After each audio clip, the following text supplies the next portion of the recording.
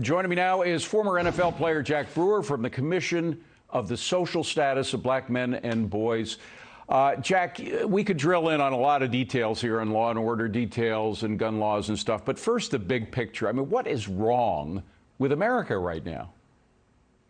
It's a sickness right now, and it's sad. You know, if you're a part of a team or involved in a relationship, all of those things take chemistry. Communities take chemistry. And right now, the chemistry of America is so off. It's hard to put words to it, but spiritually, I think, is where our issues lie. Right now, we have people who are willing to do just about anything. And whenever you put on the news, nothing surprises you anymore. Yeah. And that's because we've gotten so far away from God, so far away from our founding principles of our nation. Family and God and spirituality and service to one another, loving one another, having each other's back. And I think that true love is missing in a lot of our culture. And I think that starts with a lot of this partisan talk. Everything is political now. Even things that should be spiritual, things that should be above the politics, now get pulled into the politics. Yeah. And I think that's what we're missing. We need to get back to really what matters, and that's the spiritual part of what makes America so great. You know, we are one nation under God. If you believe in, our founders certainly believed in God, and it's embedded there in the Declaration of Independence and in a lot of the writings of them. But the bottom line is, if you believe in good and evil, you understand that when evil gets going unrestrained, and when there aren't attempts by society to keep it in check in all its forms, it spreads. It spreads like a cancer, and you get the sense that when you look at this kid that was, I say kid, he's 21, he certainly was an adult, but you see children who are in that same mindset that he is. Now, part of it had to do with the pandemic. Kids and grown-ups were locked in for too long. They had too much time with the social media stuff, and all that crap got into their heads, and it played out in their actions. So some of that is there, but it's the social fabric of America that has to somehow be knitted up again, right? It does, and it's very complicated, because now we have this cyborg generation that, you know, they're half people, some of these kids, and half computers. They are locked on these cell phones. They are consuming things that they have no business consuming.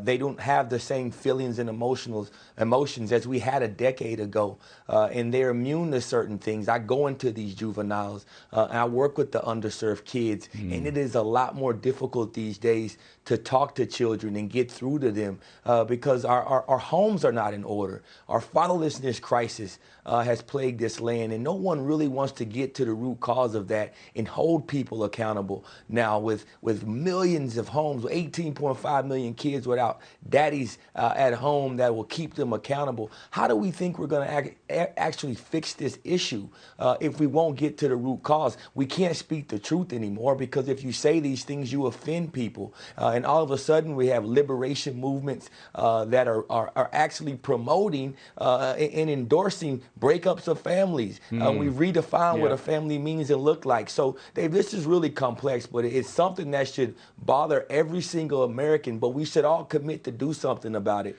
in our own communities and speak the truth and stop caring what people say, as long as you're on the side of righteousness. You know, again, at the risk of putting faith out there full front and center, the only way I think there is to beat the devil, to beat evil, is with God at your side.